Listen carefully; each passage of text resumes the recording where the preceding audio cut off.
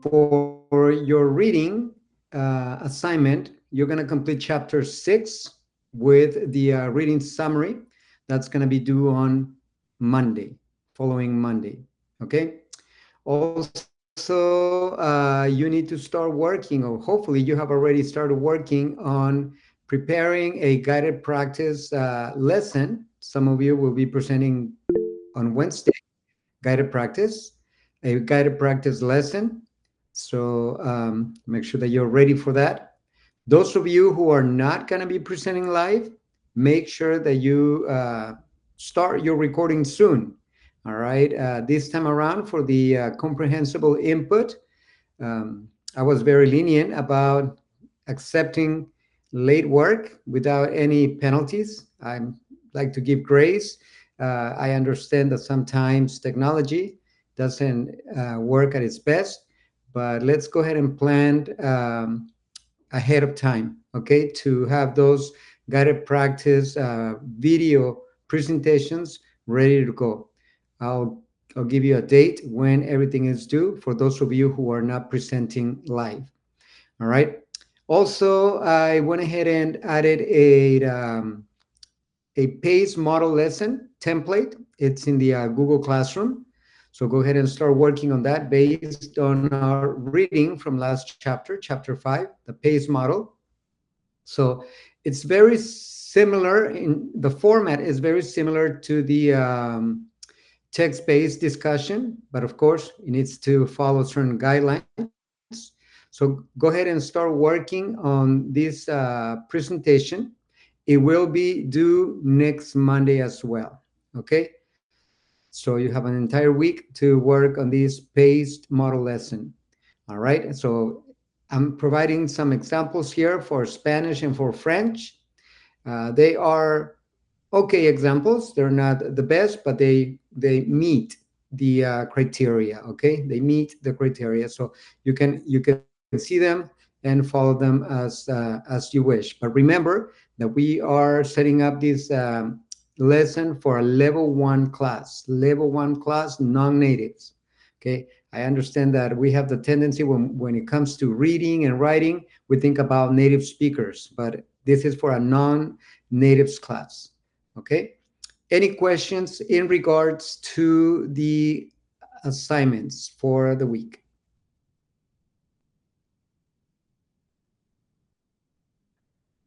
All right.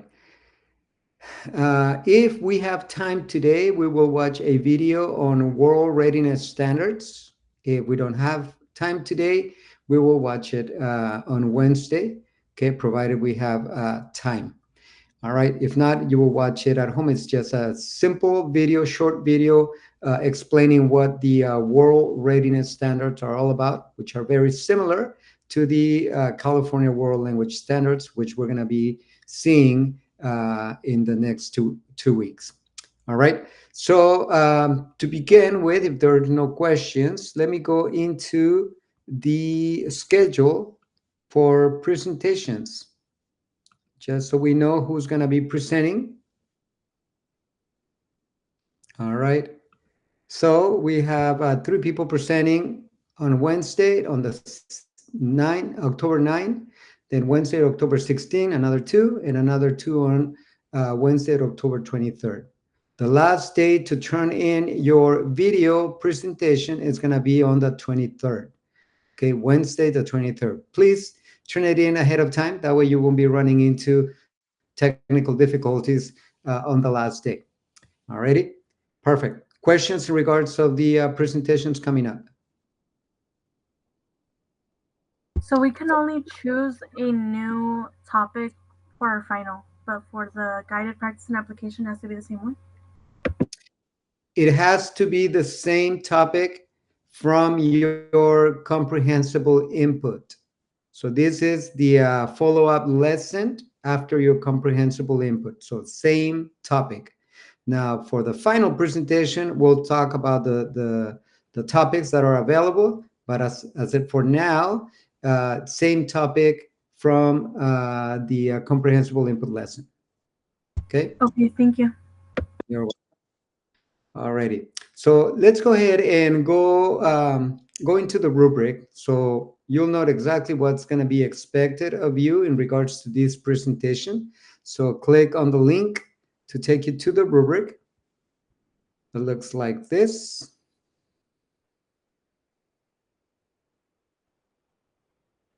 You're going to see at the top, guided practice. All right. So same idea as the last rubric. Evaluator's name, that's going to be your name as an evaluator. Student teacher's name, the person presenting. And then here we have our checklist of items that we need to keep in mind when presenting this lesson. And again, we have exceeds expectations, meets expectations, and does not meet expectations. All right. Claudia, can you please read the first three items? Teacher gives the instruction in the target language. Teacher models with one or more students. Teacher asks two or more students to model the activity. Thank you. As you can see, we are still working on that target language, right? Now there are going to be some flexibilities here in the guided practice stage. In a minute, I'll explain what those flexibilities are in terms of using the L1. But to begin with, let's go ahead and keep the target language as much as possible. All right. Now, notice that modeling, it's huge. It's very important during this stage of learning. All right. You model with student, then have two students model the activity, and then from there on, have the class do the activity. All right. So this is kind of like the what's the term of this? Gradual release. I think that's what it's called. Gradual release of responsibility. I do, you watch, we do, and then you do, I watch. So kind of that mentality. I do with a student to model, then you do with another student to model, and then you do by yourself with the class or with another student with a group, and I watch. All right. So important. Model the activity before you let the students do the actual work. All right. Let's have Edith. Can you please read the next three?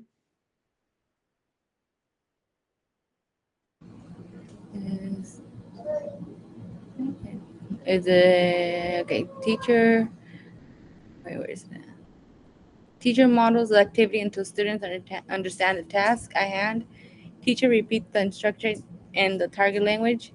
Beginning activity stress comprehension. All right. Thank you.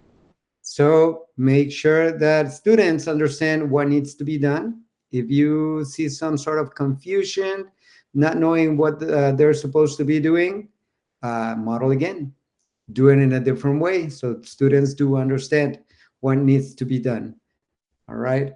And make sure that your very first activity stresses comprehension. Okay, that it's an activity where they are identifying what you just taught them during the comprehensible input lesson. So the very first activity needs to be, the very few first activities need to be some sort of identifying concepts, right, where students can still are able to connect the two dots, right, of what you're being trying to convey in these activities.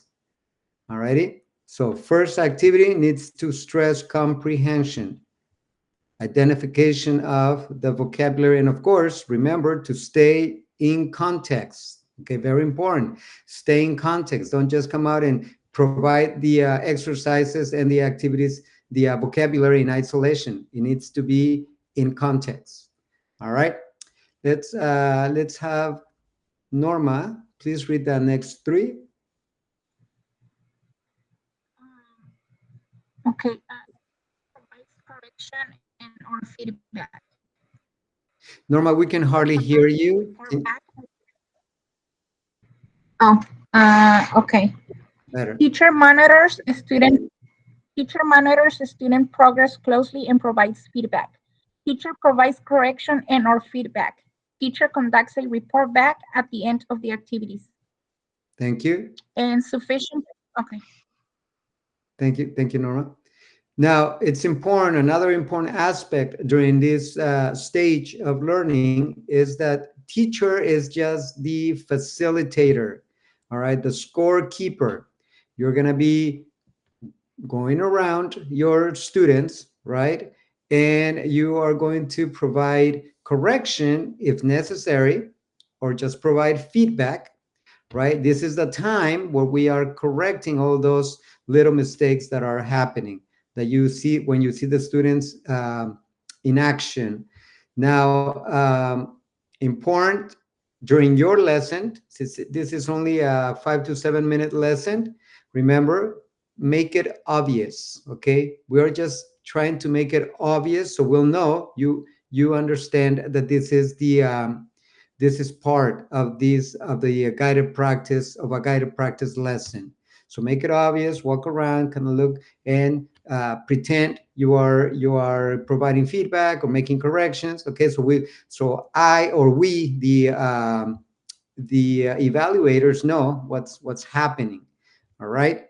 Now, very important too, report back. Make sure that you ask a pair of students or a student to repeat the activity the way they were practicing it. Okay, very important to do that. That way you keep your students on their toes. Plus, you are able to see whether they're doing it right, whether they need a reteach, whether they need more practice. So that's going to be telling you where your students are at. Okay, so the report back, it's important. And last but not least, Elizabeth, can you read the last point, please? Sufficient practice is provided to enable students to be successful in the application phase. Thank you. Now, this one is kind of like a freebie one, right? Because in the guided practice stage, you're supposed to have between 9 and 10, 11 different activities to prepare them for the application stage, right? So this one, as long as you provide an identification or recognition activity and a production activity where the students are actually producing the language, right? You are going to be fine. So make sure that I can see those two activities, a recognition activity and a language production activity. So what's a language production? Maybe where students are doing a dialogue, right? Even if they have to follow it, that's fine. This is preparation for the application stage, right? Uh, Somewhere where the students are probably responding to a recorded conversation, that it's part of the language production. All right, maybe they are writing, not necessarily speaking all the time, but they're probably just writing too. That's language production. So make sure that we have a recognition activity and a language production activity. All right, questions in regards to the rubric?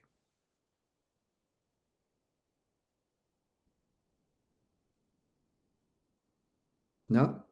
Perfect. Now, let me go back to the syllabus and refer back to one of the readings I assigned from the Freeman Manual. Let me go back. One more. I believe somewhere right here. Right here.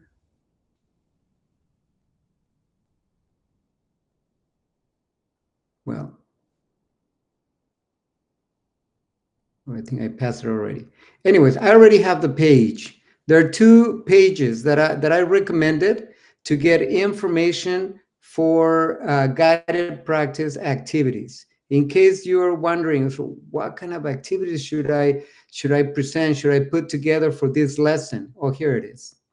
It's on class 11, September 30th, right? Number 2, read Freeman Manual. for guided practice, pages 33 and 35, pages 141 to 157. So let me take you to pages 141 to 157.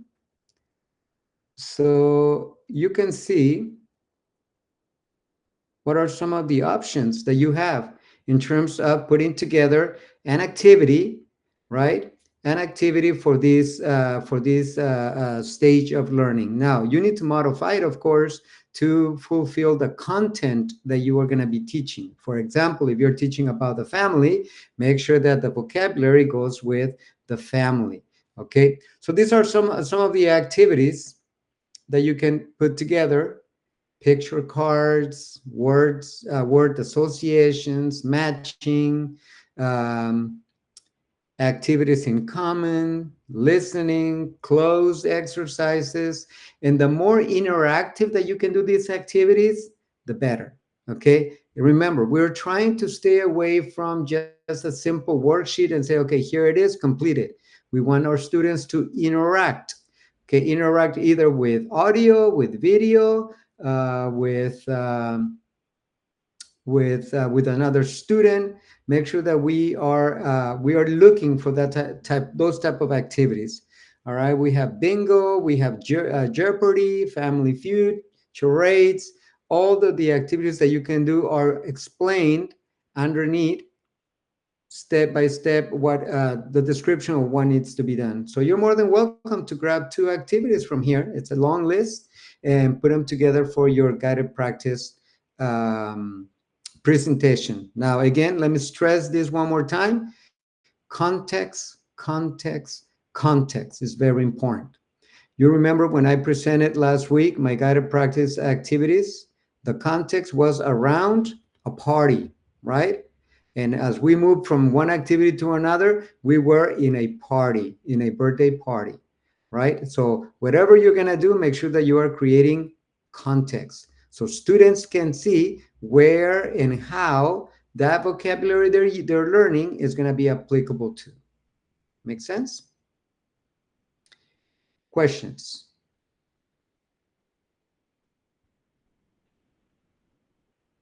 All right. Once again, this page in the Freeman Manual, at the bottom of the page, it's 143, but on the document is page 19. Okay, so look it up in the Freeman Manual, and also look up the other pages. I suggest, I think it's 43 and to 47, if I'm not mistaken.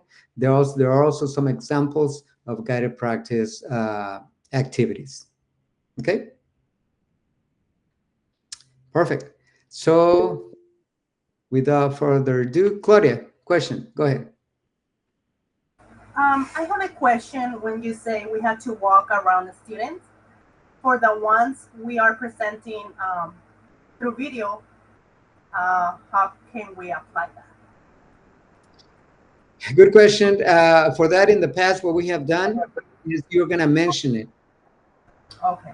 Okay. Now I'm checking that everybody is doing what they're supposed to, and get creative with the feedback as well.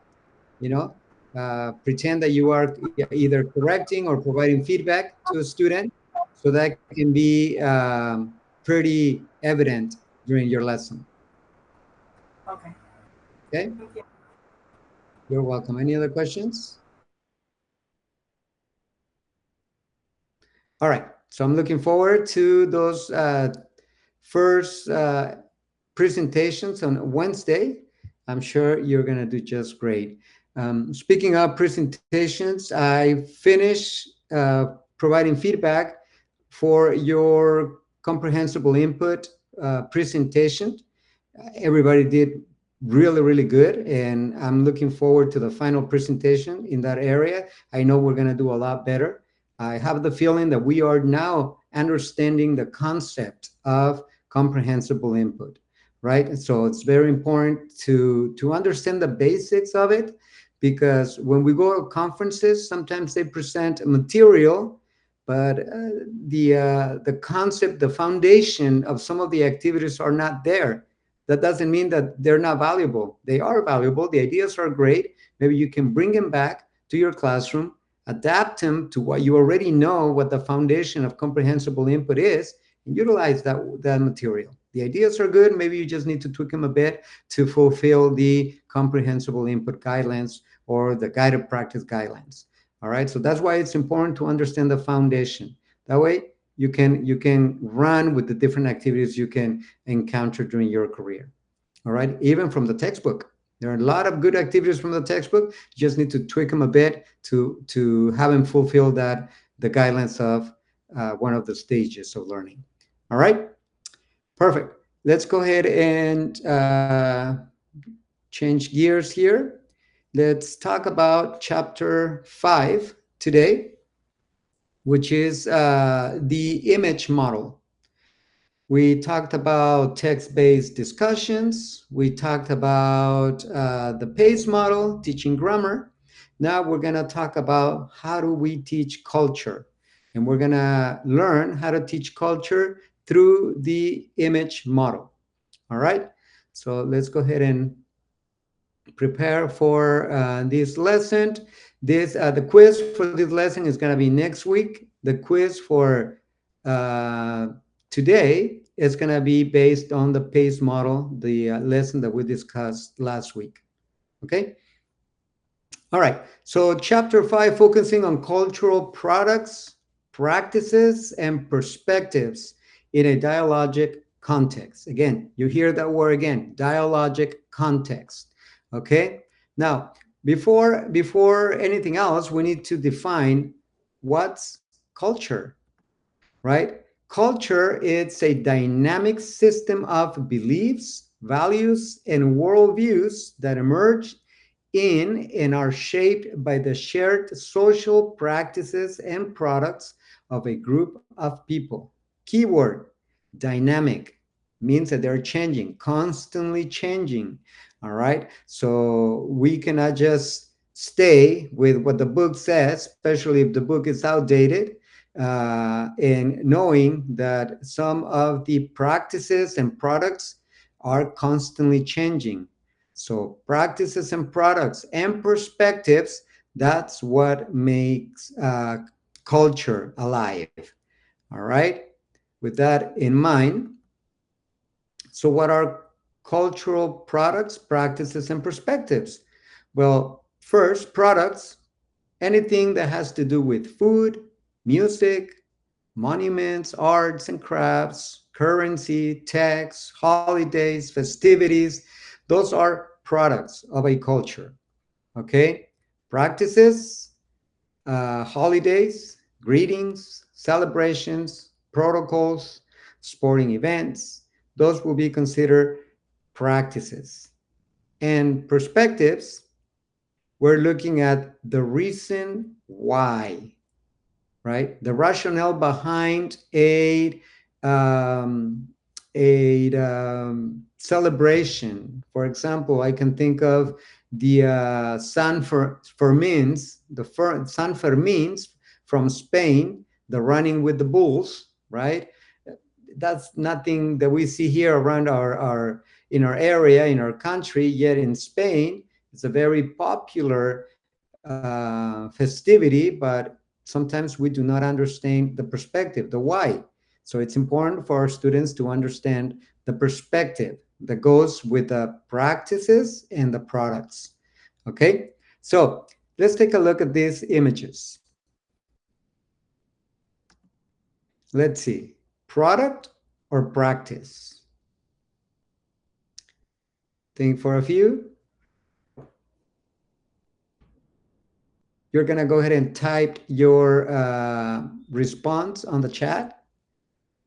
The Dia de los Muertos ofrenda or altar, is that a product or a practice? Go ahead and type in your response on the chat.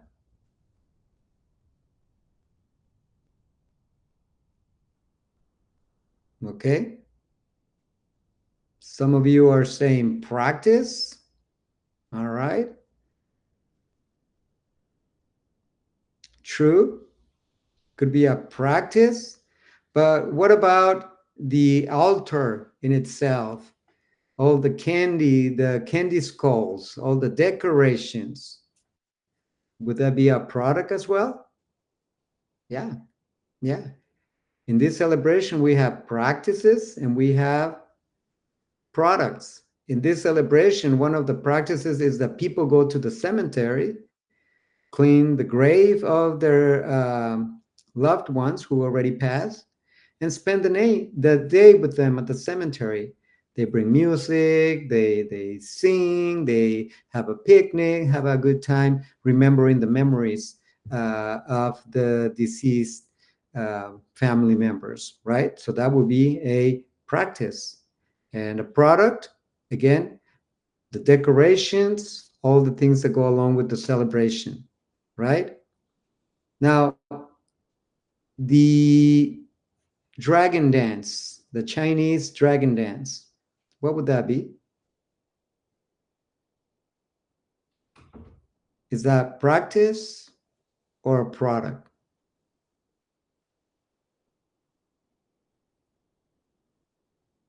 Okay, perfect. That is a practice, right? Product, I'm not sure how we would consider this a product. I see it more of a practice because there's actually nothing that is coming out of it unless you are doing some decorations in regards to the new year, the Chinese New Year that goes with the Chinese dragon dance. Then maybe we'll have some products there, but the dance in itself, that is just a practice. Okay. Next, what about coffee? With drinking coffee with friends to socialize. Let's think you are in France, right? And you are having coffee with friends. All right. The coffee in itself is a product. You're right. But in Europe, in some Latin American countries, the act of drinking coffee is not just passing by and getting your coffee and taking off, right? The act of having a coffee with friends is to sit down, to chit chat, to have a good time, to talk about a book, maybe to talk about something important in life. That's what makes it a practice, okay, aside from a product. All right, last but not least, how about a greeting with a token kiss? Is that a practice or a product? Okay, perfect. That is a practice, right? For the Hispanic cultures, uh, people greet in Latin America with one kiss, in Europe, in Spain, with two kisses, and that is just a practice. All right. So is it clear what's practice, products at this point? Yes, good deal. Now, perspectives, again, perspective answer the question why? Why do people do the things that they do, right? That's understanding the reason behind some of the products and practices in culture. And that is our job to teach our students the why. All right. So moving on. This, for example, it's a Holy Week in Spain, and we're not going to watch the video, but when students, let me see, when students see this, right, for the very first time, when they see people walking on the streets with a hat, pointy hat, and they they start thinking right away about their very own context, right, which is totally uh, different than what it really means. And that's when we talk about perspectives. We need to teach our students the correct perspective. Otherwise, they are going to get a very negative connotation of what the practice or the product is all about. Okay, so that's why, again, it's our job to teach our students the importance of perspectives and the importance of respecting everybody's perspective based on their practices and their products. Okay, so moving on. So, how is culture traditionally taught in the classroom? Traditionally, language and culture are taught separately, right? Some classrooms still nowadays they have a culture Friday. During this day, we're gonna talk about culture only, right? Uh, in reality, culture and language can be integrated beyond just describing behaviors or learning customs or memorizing historical facts, dates, right? It goes beyond that. It goes to the perspective or the why people are celebrating in a certain manner, why they're creating certain products, right? The important goal of to integrate language and culture instructions is to develop in learners the cultural know-how. Very important that, again, students need to know the perspective behind it, but most importantly, they need to know how to be and feel when faced with different cultures and how to understand cultural differences so they won't go into a culture shock, right? So the cultural know-how is how to be and feel when faced with different cultures and know how to understand cultural differences. All right? So, how do I teach culture so my students don't dismiss it as being weird, as being different? The first instinct of our students when they see something different, they tend to have a negative attitude about the differences in culture, right? Like I was just mentioning when I show you the video of Holy Week in Spain, the celebration, when they see these pointy hats and they see these people with robes, all right away they go into their own context, what they know, and they start they get into a negative attitude about the celebration, right? So that's why it's important to provide the appropriate instruction to assist students to reflect, to hypothesize, and analyze meaning and beliefs from the cultural insider's point of view. In other words, have them put the insider's shoes. They say, and have them walk a mile so they do understand, right? What the perspective of such celebration products and practices are. All right. What if students do not have enough target language for this? Well, very important, like everything else we have done, uh, make sure that you are selecting appropriate cultural topics for the level of the class and that you're also setting appropriate objectives, right? So that's the number one priority. We're not going to ask them to write an essay. A level one class, we're not going to ask them to write an essay about the perspective of such celebration. It will be logical. They don't have the language, right? So if the L1 is used during this presentation, then the objectives were not appropriately set. So you must stay in the target language, okay? Make sure that you have appropriate resources and strategies so students can participate in the target language. We have learned on the lesson on text-based discussions, how students can engage in conversation and teacher being the facilitator, right? So some of those strategies, you're going to bring them into this type of lesson to do exactly the same. So in other words, culture lessons must be done in the target language. So make sure that your objectives are set correctly so you are not going to get frustrated and overwhelmed. And at the same time, your students are going to get frustrated and overwhelmed as well. Okay? Questions so far?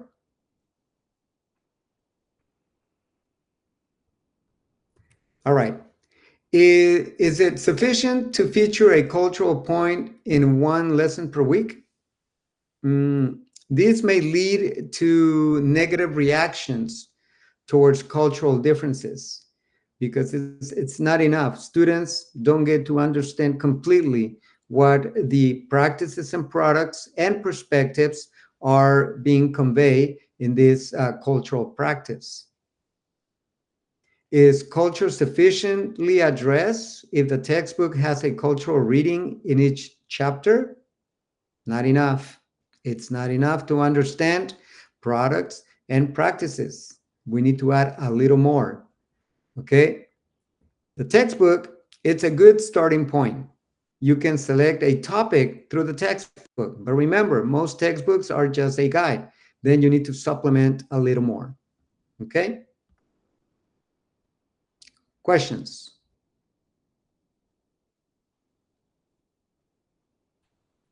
All right. So let's go into the image model. What's the image model here? The image model for explaining cultural perspectives stands for images, making observations, analyzing additional information, generating hypotheses about cultural perspectives, and exploring perspectives and reflecting further, right? So as you can see, one cultural point a week is not going to be enough. So pick one cultural practice or product and develop it, right? So students can have a full understanding of what this culture, product, practice, or perspective is all about. Okay. All right. Dialogic interaction in target language through carefully scaffolded thought questions. So we're going to have two types of questions here. We're going to have fact questions where students can ask, they can make specific observations about the settings, the people, actions, objects, fact questions, whatever they see on the image, okay? Because we're going to be working through images, through pictures. And then you're going to have thought questions. Thought questions require the student's opinion, their hypothesis, and their ideas. So as a level 1 class, we're going to have to more or less guide the conversation. Again, we're going to be the facilitators, okay? Image culture lesson is structured around 3 major tasks. Students state what they see on those images. Students state what they think. And students state what they are still wondering about. Let me repeat that again.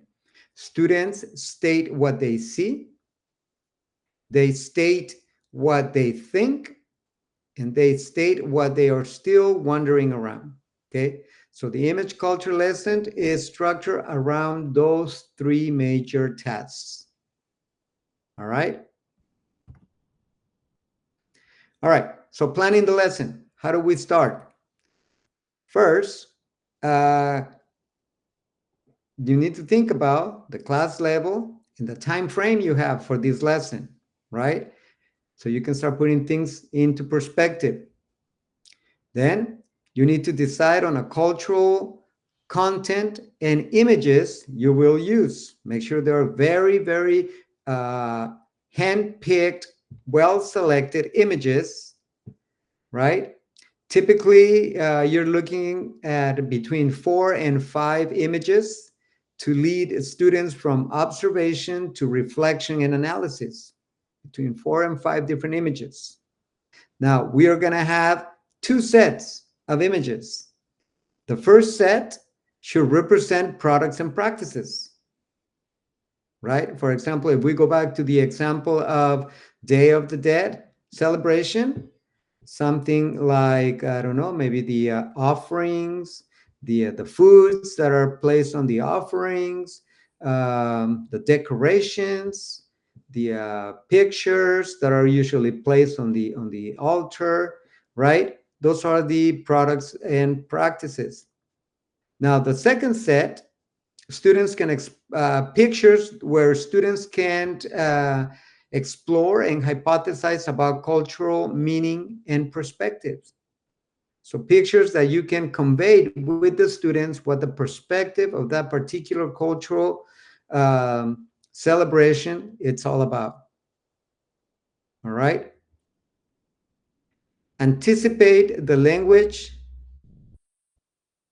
students will need to participate in the discussion. So front load your students with the language needed. Remember those conversational gambits? Make sure you have those handy, those have available for the discussion. Okay. The vocabulary they're going to use. Maybe you start working on some formulaic language so they can participate in the discussion. You can post those conversational gambits on the board or somewhere you can project them so students again can have them handy and use them as they are attempting to participate in the group or class discussion. All right, questions? All right, moving on. So let's talk about the 4 steps of delivering this lesson. The first step, it's the images and making observations. Remember, we need at least 4 images that are gonna tell us about the cultural products and practices, right? So show images of a cultural product, then prepare your fact questions for students to make detailed observations of products and practices. The purpose of this step 1, is for students to have a clear understanding of the practice or the product that they observe. Make sure that through those images that you're going to be showing them and through those questions that you are going to be facilitating to them, they do understand, they have a clear understanding of what the practice and the product is that they are observing. All right, so that's step 1. Step 2, we're going to be analyzing additional information about the product and practice, right? So the teacher is going to provide more information in the target language of the product or the practice in short text or data form. So now you're going to bring a short reading so students can have a better understanding of what the product or the practice is, right? Or some form of data that you are going to be working together with the class. This type of data can include graphs, infographics, summaries. Again, always keep in mind the level of your students. All right, their linguistic level. The teacher is going to guide students to begin thinking about perspectives. So we're not moving them for what they're able to see on those images, on that resource, on that text. And now we're going to start moving them towards the perspective. Okay? So that's step 2, additional information about the product or the practice. Step 3. Now we're going to start generating hypotheses about cultural perspective. Okay, here is the meat of our lesson. Now, we're able to understand through images and through a source of information what the products and practices are. Now, let's talk about analyzing, reflecting, hypothesizing about the perspective of this cultural celebration. The teacher now shows a few more images that maintain students' interest and stimulate reflection. Make sure that you want to keep them hooked. So select your images carefully. Okay. Now you're going to prepare now 3 to 5 thought questions in the target language. Thought questions. Okay. You're going to prompt students to think about possible meaning of product and practices in their own terms. Then you're going to discuss in a small group or in pairs what a possible perspective may be for this cultural celebration. For intermediate students, teachers should have a prompt for discussion in pairs or small groups. For beginners, like the level 1s, the teacher should provide a list of 3 possible perspectives in the target language. Give them choices. Okay, give them a hint. This step 3 brings closure to the lesson and provides students an opportunity to synthesize the information to state in their own words the relationship of the product practice with a cultural perspective. Hopefully by now, they're putting 2 and 2 together. The products and the practices and what the perspective is for that particular celebration. And again, very important, these and all the previous steps, they need to be completed in the target language at all times. If they're not able to follow along, that means that the objective was set too high. If it's too easy for them and they're losing interest, that means that the objective was too low, right? So we need to set the objective just right. So for this, it's going to take you a couple of practices, right, to kind of gauge and adjust your objectives. But again, this is another way of exposing our students to the target language to the fullest. And not only that, but also discussing a topic of interest for the students about culture, right? Something that has to do with their linguistic level and that is age appropriate as well. Okay? Now, step 4, last step. Exploring perspectives and reflecting further. So now extend the culture lesson beyond the classroom. Give students an opportunity to clarify any doubts about the topic. Out-of-class assignment to explore the cultural products, practices, and perspectives more deeply. Maybe you give them a homework assignment to find out another perspective, find out another product, find out another practice regarding this particular cultural celebration. Students can present their findings to the class in the target language. Now, again, keep in mind their level abilities, so don't expect too much. We cannot ask them to present a whole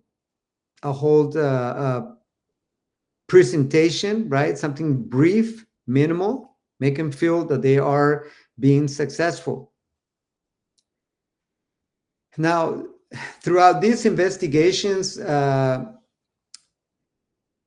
students are encouraged to think critically They get motivated because now they're researching information on a topic that it's of interest to them, right? Now they can reflect on cultural perspectives, and they are encouraged to share their opinions and ideas in the target language, which ultimately that's what we want. We want them to be proficient in the language. And what a best way to do so than expressing their own thoughts and ideas in the target language, right? We cannot just be spoon feeding them all the time to say what we want them to say. We want them to express their own ideas and thoughts in the target language. Okay, so that's the ultimate goal. Questions?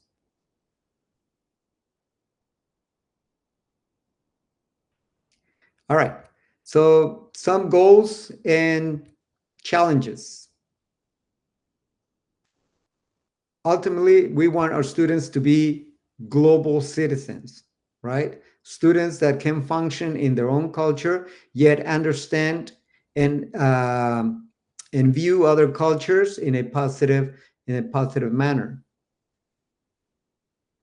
We want our students to be transcultural competent, who engage in cultural exploration and are able to make intelligent observations about cultural behaviors different from their own. We want them to be culturally relevant pedagogy. Teacher understands the culture of his students, creating classroom, community, and providing relevant instruction. Remember when I first mentioned that it's very important to get to know your students, get to know their cultures, get to know their products and practices and perspectives. So this is where everything comes together, right? The more students know about what the world, the more they learn about their very own communities. Sometimes even our students don't even know about their own traditions, their own culture, their own practices. Things only revolve around their very, very close circle, right?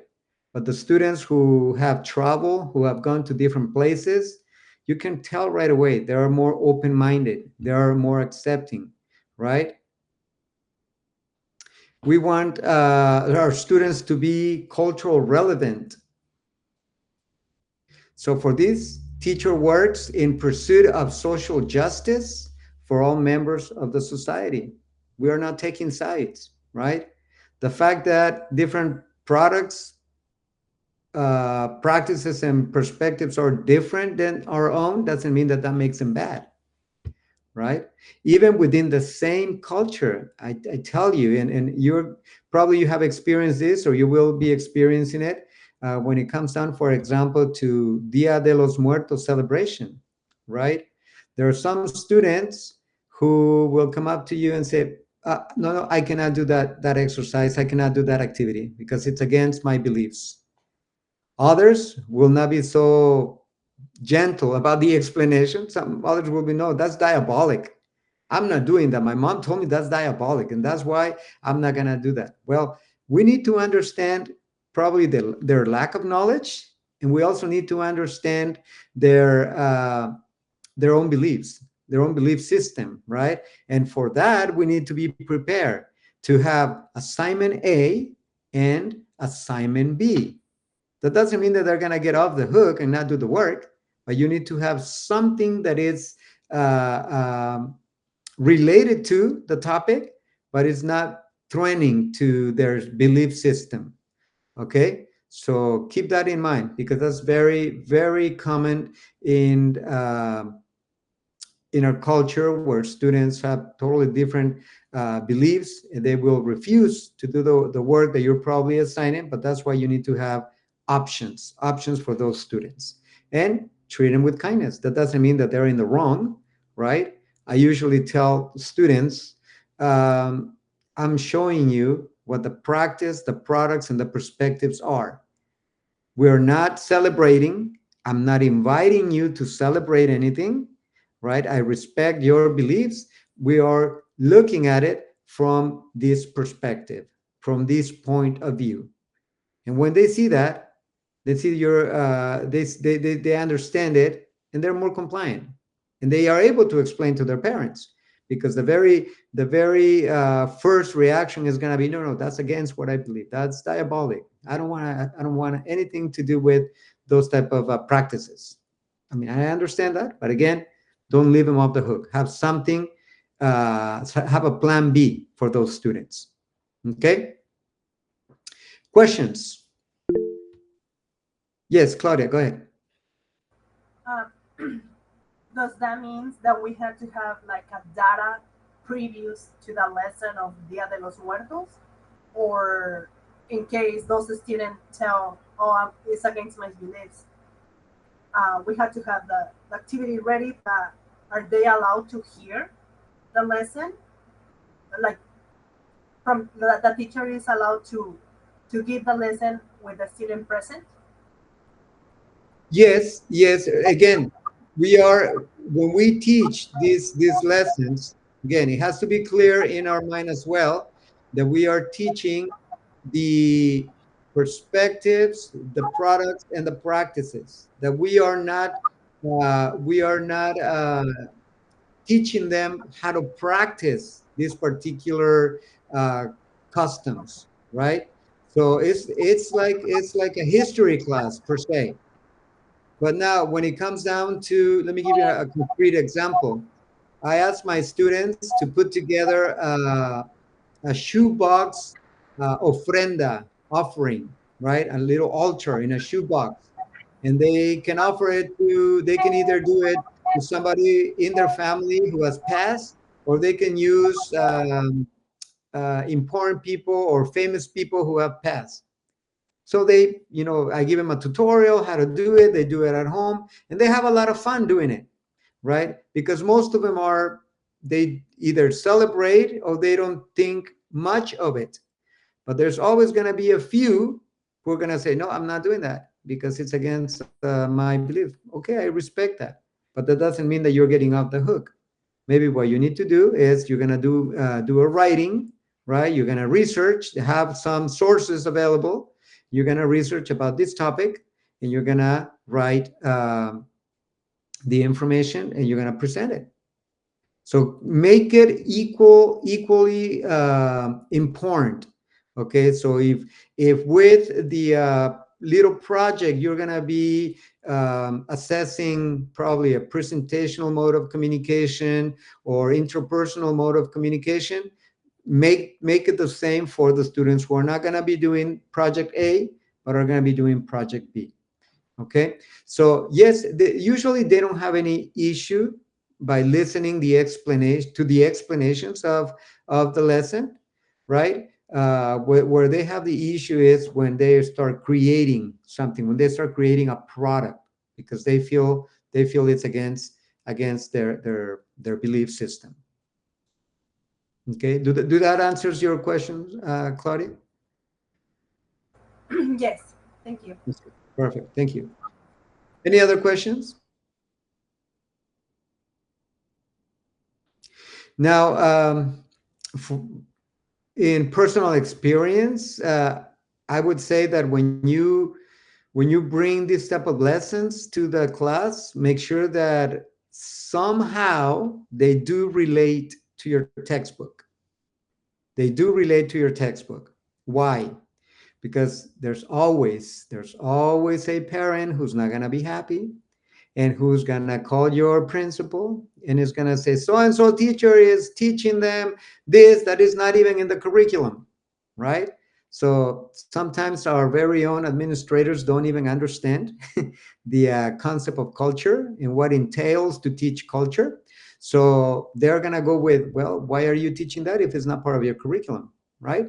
So there's no basis to cover yourself up.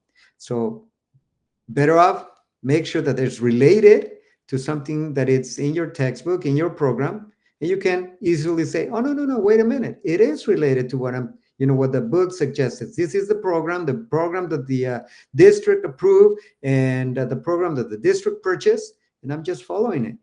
That's pretty much all I'm doing.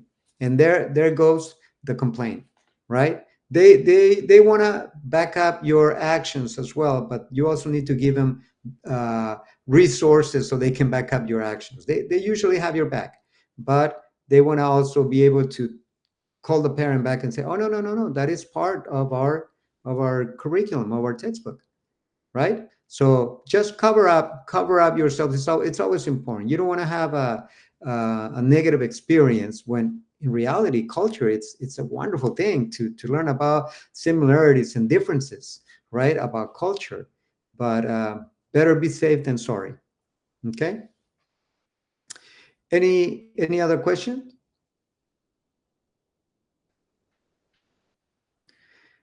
All right. So, well, this concludes our presentation on the image model, okay, teaching culture in context through a dialogic form. Now, at this point, I think we have enough time, but for the quiz, because you have a quiz coming up. We will be working on standards next class and probably the next two classes before we move on to our next textbook. We are almost done with the first textbook, right? Make sure that you are either ordering that second textbook or have it ready, because we're going to be working on it pretty soon. So I really hope that you are enjoying the information in terms of the strategies and the different ways of presenting information in the target language, which is most important because nowadays it's hard to find somebody who's truly teaching a communicative approach, right?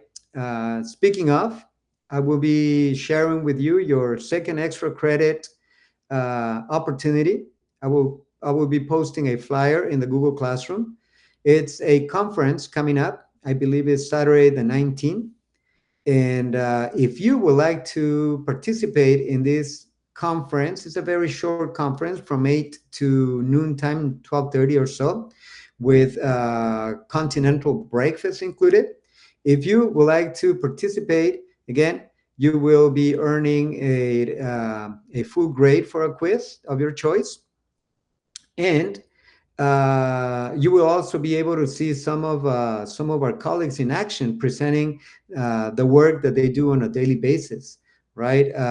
But if you do want to participate, once I post the extra credit in the classroom, again, we're going to do it the same way we did it last time. Write your name that you're interested.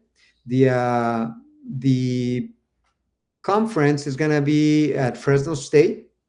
I'll give you more details, but the best part of it, that is going to be completely free for you, for the students of the CI 161 class. Okay, so let me know that you want to participate. I will submit your name to Elsa Castillo, and she will be taking care of everything in regards to the cost. The cost is $10 really for students to become members of CVWLA, Central Valley World Language Association, which you want to be part of an association, because when you go to that interview, there's probably going to be that question: are you part of an association that has to do with the subject that you teach? You want to proudly say, yes, I am part of the local World Language Association, and I attend conferences, I attend different activities there. Okay, so I'll give you more information, but I just wanted to let you know that it's going to be free of charge for you. Just let me know who's going so I can submit those names and get you covered for the fee. Questions?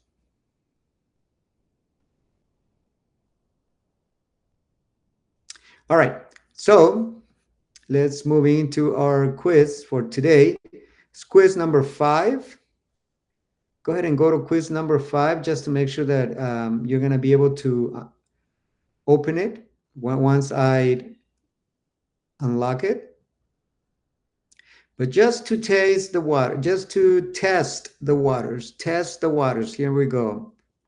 Let's see. We talked about the PACE model, right? How to teach grammar. That was last week. What does P stands for? Go ahead and write it on the chat, please. What P stands for on the PACE model.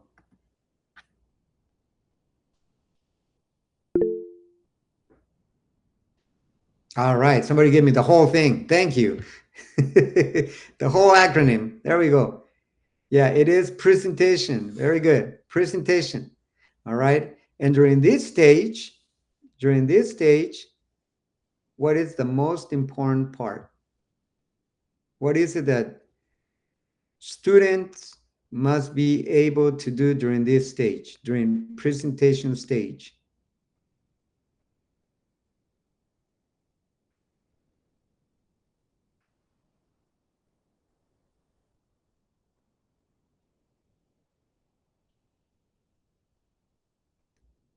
Anyone?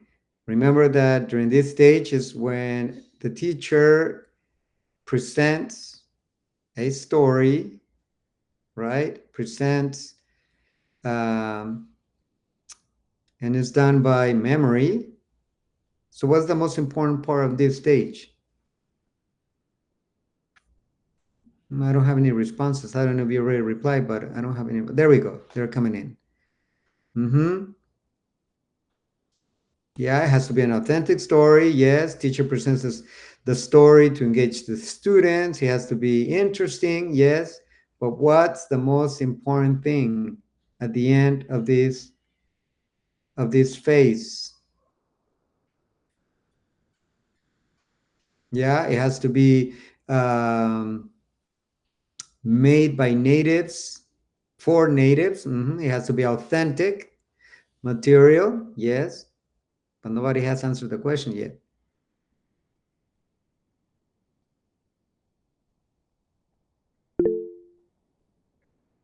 Yes, you do need to check for comprehension.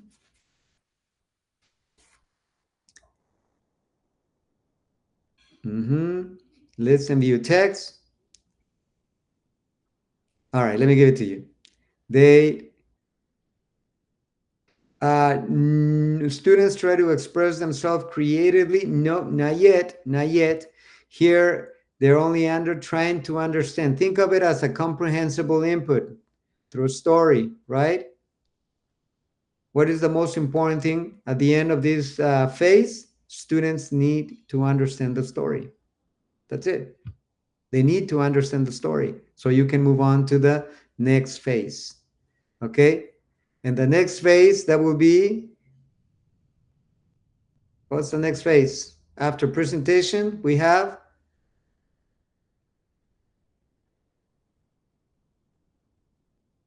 attention. So how long is the attention phase?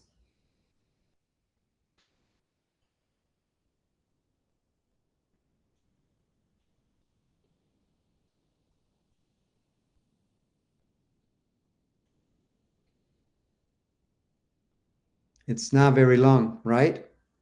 You have about, what, 2 minutes of their attention or so, right?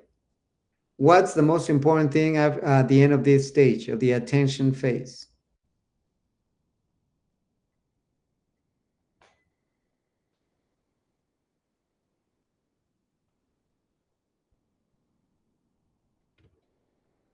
This is the phase where you have highlighted the concepts, right? So students can identify the form in context, right? So that's the most important thing at the end of this phase, is that students are able to identify the form to make a conclusion. Oh, this is what we're going to be talking about, right? And the next phase, what the C stands for?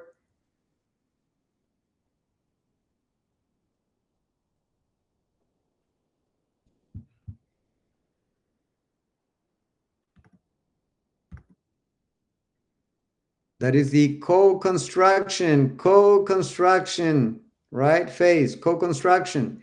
This is this is where you, the teacher, and the students, through a dialogue, are gonna try to make sense of the form, right? Through different examples, through different strategies, you are going to try to make sense of the form at hand. Remember that this is the time where you are able to check the student's zone of proximal development, right? When you're able to see what they're able to do by themselves in the co-construction phase. And the last phase will be the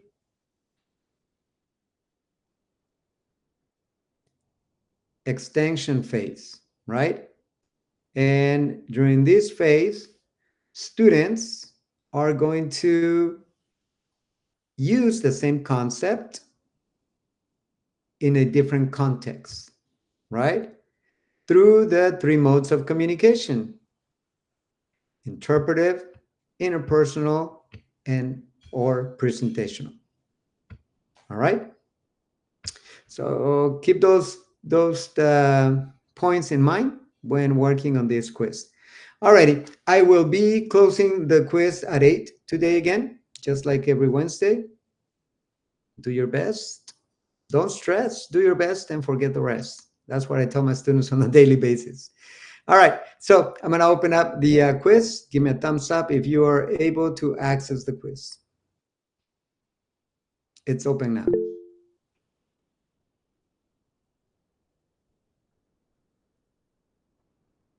Are we good? Perfect.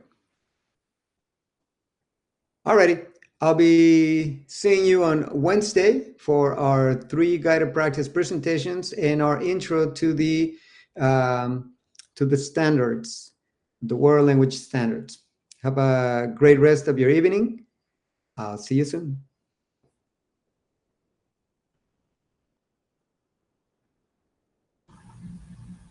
Bye, Professor. Thank you. See you Bye-bye. on Wednesday. Bye. See you on Wednesday. You as well, Jack. Thank you. Bye, guys.